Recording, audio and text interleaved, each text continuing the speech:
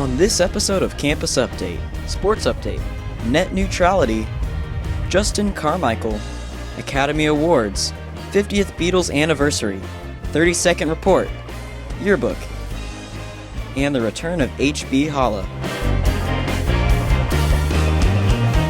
Welcome. I'm Brianna Famthung, bringing you this week's edition of Campus Update. There's lots of news in Oilers sports.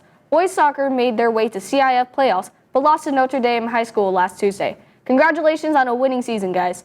Girls basketball is currently ranked third in CIF and had their first round playoff on Saturday.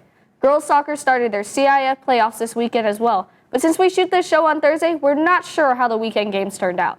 Stay tuned to your morning announcements for up-to-date information. The internet has become the most used forum for information in the world.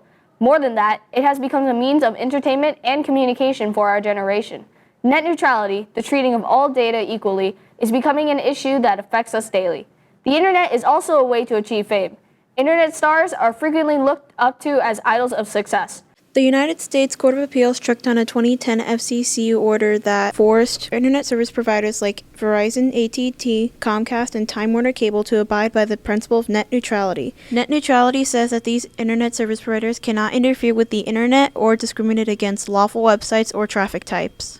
With net neutrality gone, these internet providers can discriminate against and block websites they do not approve of, favoring their business partners. President Obama has recently stated that he supports net neutrality, which has pushed Democrats to restore net neutrality. Recently, such a celebrity made the terrible choice of committing suicide, and a Huntington Beach resident followed suit. Suicide is the second most prominent killer of teens in California, and Professor Preston has prepared a report on the two recent suicides to remind us that life is a gift to be treasured. I'm going to be a little more serious with you today, Oilers. ThatGuyWithTheGlasses.com is an internet website that is home to numerous reviewers, such as Nostalgia Critic, Angry Joe, and Linkara. Unfortunately, they lost one of their reviewers.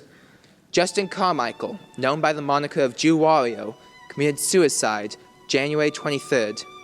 Many of his friends and fellow critics are confused, saying that he was a very happy and positive person, and they don't understand why he would take his own life.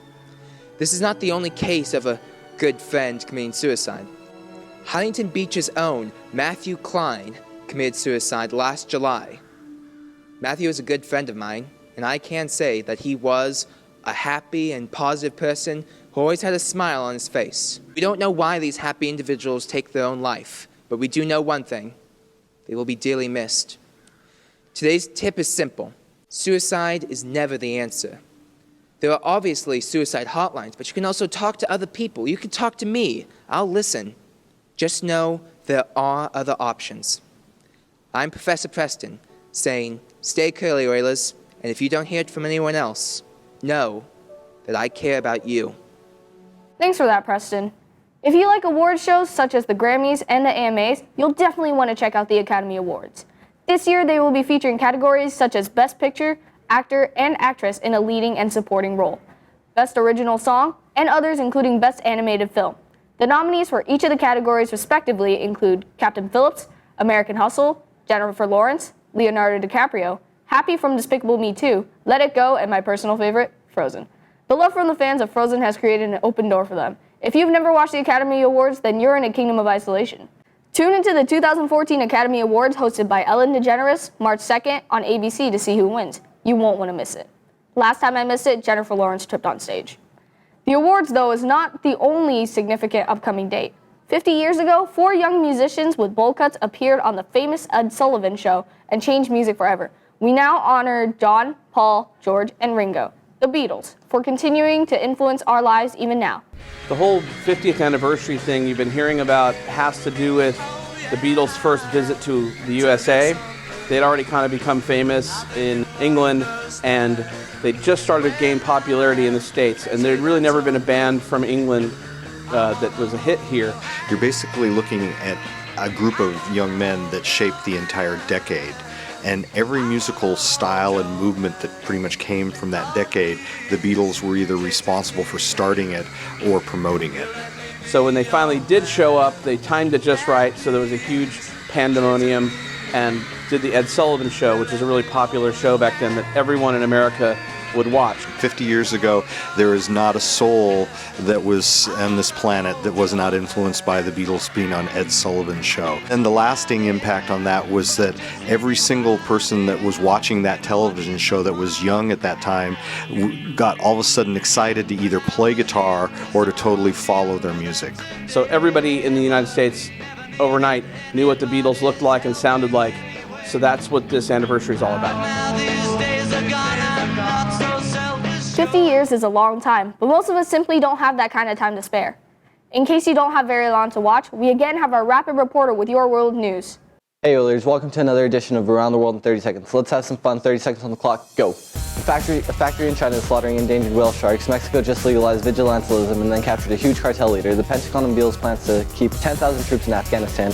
2 Norwegian politicians nominated Edward Snowden for the Nobel Peace Prize. Online privacy is now considered a human right. Marijuana might become legal in Brazil. Police officers in England are now required to wear cameras. Jamaican bobsledding team qualifies for the 2014 Winter Olympics. Uganda president approves anti-gay bill, and the Ukraine is in straight-up revolt. Huntington Beach's Cauldron, our yearbook, is a project that is worked on year-long by a group of dedicated individuals. If you have what it takes, being part of a yearbook can be a rewarding experience. For those of you who are interested in being part of a yearbook, here's what it does and how to join.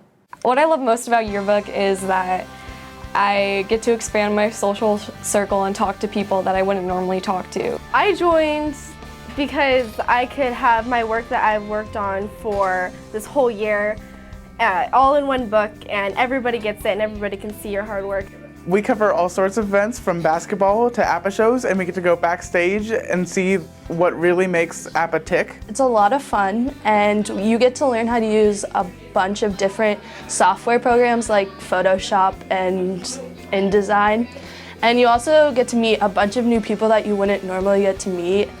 It's an amazing lifestyle to be in Yearbook. You just want to put your memories in a book and stare at hot guys. You don't need experience with Photoshop and InDesign. I mean, it's always a plus to have it. But if you like taking pictures, come try out Yearbook. It's an amazing opportunity to be a part of something that you know everyone is gonna get a chance to see. It's something that's like published, it's real, it's fabricated, you will have it forever. And to be able to say that you worked on it is just an amazing thing.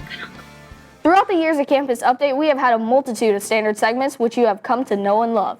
We have now the riff formation of a classic segment formerly owned by the famous Trey Nesbitt. Welcome back, HB Holla. Hi, I'm Zach Edwards, and welcome to your HB Holla. Today's question is, what is the name of our school mascot? Is it A, Bardol, B, Derek, or C, John? Holla if you think you know the answer. The answer is A, Bardol. What a blast from the past. On that note, we're wrapping it up for today. I'm Brianna Famthone. Happy trails till we meet again.